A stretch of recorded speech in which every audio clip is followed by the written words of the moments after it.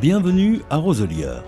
À travers ces belles images tournées au fil des saisons, nous allons vous accompagner dans un passionnant voyage.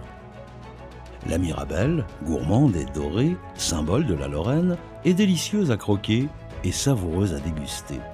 Transformée ou distillée, elle n'est pas le seul trésor de notre maison. Nous sommes également céréaliers et vous allez découvrir comment, grâce à notre savoir-faire de distillateur, nous avons élaboré un whisky single malt J. Roselière digne des meilleurs single malt écossais. Vous êtes prêts ? Notre aventure commence.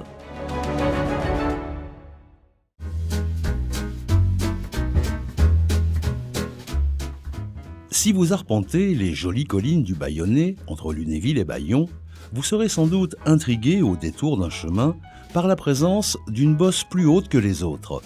Là, c'est en toute discrétion que se dresse l'un des 2 volcans de Lorraine. Oui, il n'y a pas qu'en Auvergne que l'on trouve des volcans. Culminant à 415 mètres, le volcan, situé à quelques kilomètres de Roselière, a fait jaillir des entrailles de la Terre ces pierres de basalte noir il y a 27 millions d'années. On en trouve encore aujourd'hui dans les champs environnants. Ce basalte, semblable à celui du Congo, du Cap-Vert, du Sénégal et de Hawaï, a de quoi donner un côté exotique à notre terroir. De plus, notre basalte est utilisé comme étalon géochimique par le Centre de recherche pétrographique et géochimique de Nancy lors du contrôle et du calcul d'analyse.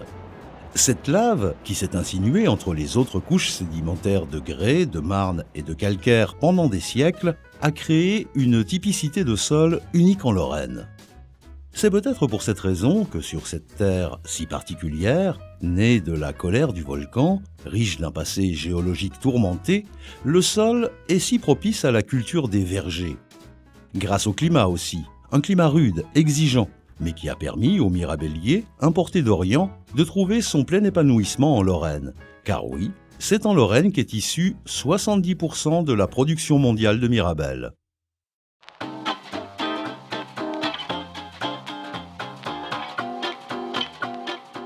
La nature y est belle, généreuse, le climat propice. C'est décidé, nous allons planter des mirabelliers. C'est en substance ce qu'a dû se dire Michel Gralet lorsque ce fils d'Amable et d'Ophèle Gralet se lance dans l'aventure de la Mirabelle de Lorraine. C'est ensuite à Jean Gralet, fils de Michel, que l'on doit le développement de l'atelier de distillation à Roselière. L'épopée de la Mirabelle de Lorraine et de la distillation était lancée. En 1973, Hubert et son épouse Anne-Marie reprennent l'affaire familiale et instaurent le marché de vente des eaux-de-vie et liqueurs en direct de la propriété.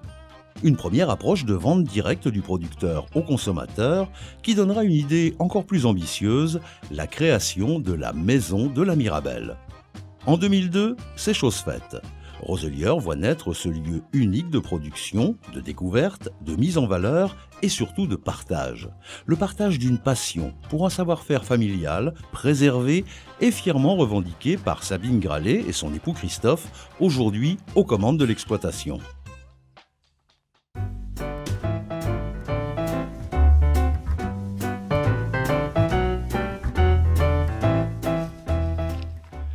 À Roselière, nous produisons de la Mirabelle de Lorraine. Traditionnelle, bien adaptée à notre terroir, elle est renommée bien au-delà des frontières de notre région. La production de Mirabelle se renouvelle chaque année. Telle la course du soleil, le cycle du verger est un éternel recommencement. À peine la récolte est-elle terminée qu'il faut déjà préparer la suivante. Dès l'automne et pendant tout l'hiver, nous taillons régulièrement les mirabelliers. C'est une opération longue et délicate qui représente près de 100 heures de travail à l'hectare. Le but est de réguler la production pour un optimum en qualité et en quantité. Nous éliminons les rameaux qui porteraient des fruits d'un trop petit calibre. Il faut également garantir le meilleur ensoleillement possible, indispensable pour obtenir des fruits gorgés de sucre et de saveur. Le mirabellier est un arbre qui sait prendre son temps et faire désirer ses fruits. Il lui faut au minimum 7 ans pour offrir une récolte significative. Sur notre verger de 30 hectares, la patience est une nécessité. Après les rigueurs de l'hiver vient la saison magique, celle où toute la splendeur du verger s'offre à nous, le printemps. Les bourgeons, gorgés de vie et d'énergie, se sont épanouis et métamorphosés en de magnifiques fleurs d'un blanc immaculé au parfum enivrant. Mais il s'agit là d'une beauté fragile, et le mois d'avril est souvent porteur d'un grand danger pour les futurs fruits. La température peut encore descendre en dessous de 0 degré pendant la période de pleine floraison qui s'étale sur une dizaine de jours. Il faut croiser les doigts et implorer la bienveillance de Saint Fiacre, le saint patron des arboriculteurs, pour que le temps soit le plus clément possible et épargne la récolte à venir. Le mirabellier est auto-fertile, il n'a donc pas besoin d'autres variétés pour donner des fruits. En revanche, les poiriers Williams de notre verger nécessitent à leur côté la présence de poiriers Conférence pour fructifier.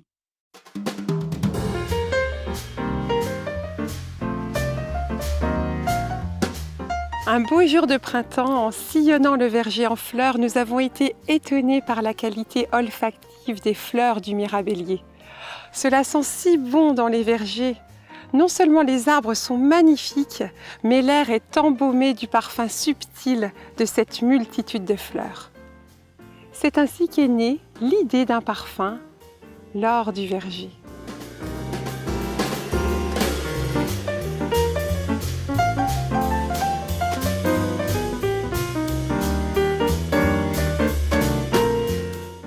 D'abord un parfum, puis 2, puis 3, pour ensuite développer toute une série de produits cosmétiques haut de gamme élaborés à partir des fleurs de nos mirabelliers, cueillies une à la main. La distillation extrait le meilleur des principes olfactifs de l'or du verger, un nom choisi pour évoquer notre belle région, la Lorraine.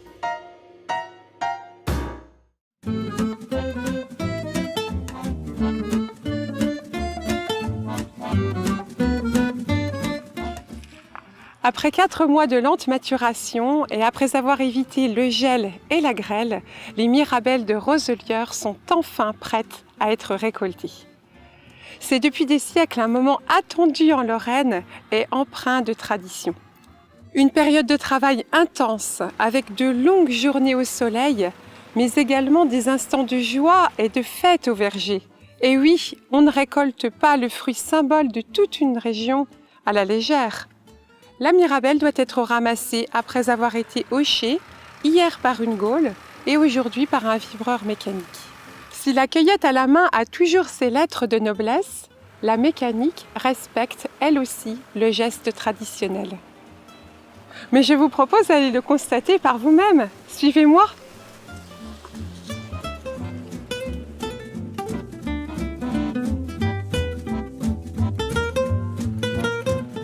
Comme vous l'avez vu, les fruits sont reçus sur une bâche. Ensuite, un convoyeur les transporte vers une table de tri. En effet, on ne garde que les mirabelles bien sucrées et sans défaut, d'un calibre supérieur à 22 mm. Ainsi que l'exige notre indication géographique protégée, seuls les meilleurs fruits sont sélectionnés.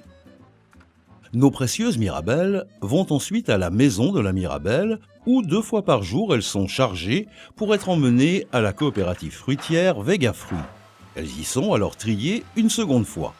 En effet, nos plus belles mirabelles deviennent les succulents fruits de bouche que vous pouvez acheter près de chez vous. Le reste de la production est transformé en gourmandise de mirabelle. À la maison de la mirabelle, nous vous proposons nos mirabelles au sirop, en confiture, nectar ou compote, bonbons, thé à la mirabelle, baba de Stanislas à l'eau de vie de mirabelle et bien d'autres plaisirs. La mirabelle de Lorraine est une pépite de soleil savoureuse, délicate et fragile. C'est grâce aux soins que nous apportons à sa production, du verger à la dégustation, que nous pouvons vous offrir sa saveur exceptionnelle. Fruits de bouche, fruits transformés ou sublimés en eau de parfum, c'est la même exigence, issue d'un savoir-faire et d'une tradition de plus de 150 ans qui nous guide dans notre tâche. Nos mirabelles raviront vos sens, tous vos sens.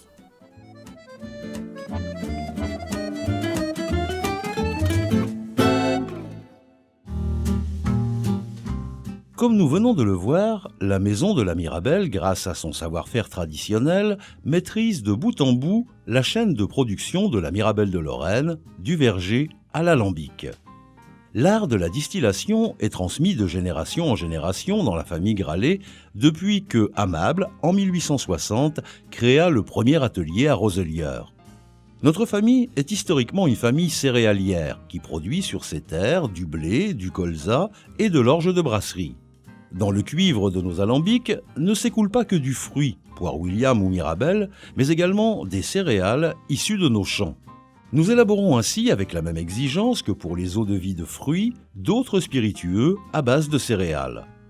Et puis un jour, alors que nous étions en pleine moisson dans l'un de nos champs d'orge, Hubert me lance sous forme de plaisanterie. Et si on créait notre propre whisky?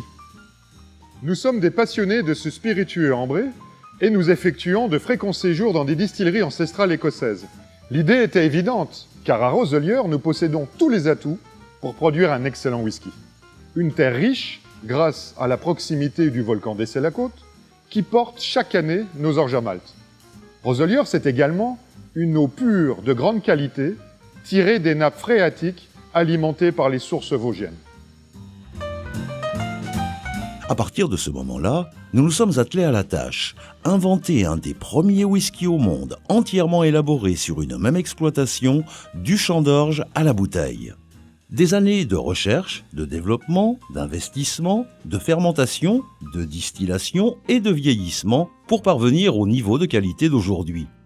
C'est ainsi qu'est née la gamme des whiskies G. Roselières. Nous allons vous révéler quelques-uns de nos secrets. D'abord, la matière première, l'orge. Tous les whiskies de Roselières sont single malt. L'orge est transformée dans notre propre malterie, installée à quelques kilomètres de Roselières. Le broyage, le trempage et l'extraction des jus sucrés, puis la fermentation sont réalisés ici. Vous l'avez compris, nous sommes les seuls au monde à maîtriser toutes les étapes d'élaboration du whisky, du champ à la bouteille. Je vous propose de venir voir comment cela se passe. Suivez-moi, l'opération est en cours.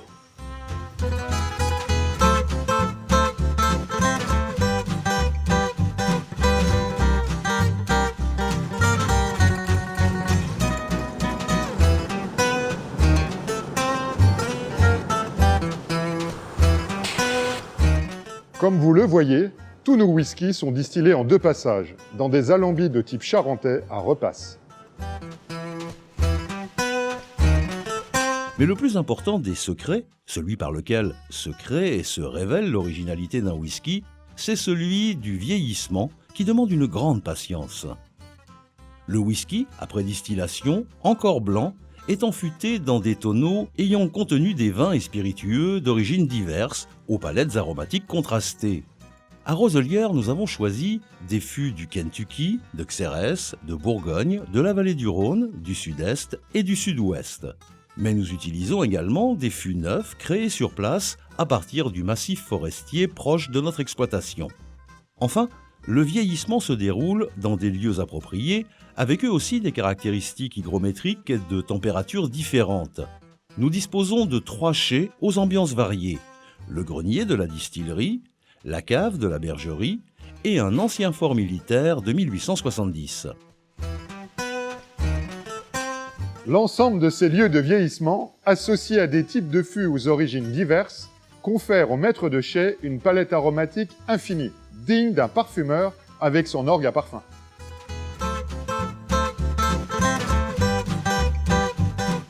Notre whisky, comme notre entreprise, se distingue par la signature d'un grand whisky single malt tourbé, par la fierté que nous mettons à maîtriser les matières premières jusqu'à l'embouteillage au sein de notre ferme distillerie.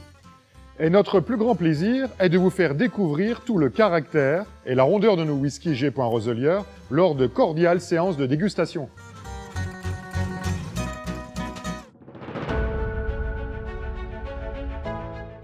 Voilà, vous connaissez maintenant tout de notre famille, de notre domaine, de nos traditions, de notre exigence et de notre savoir-faire.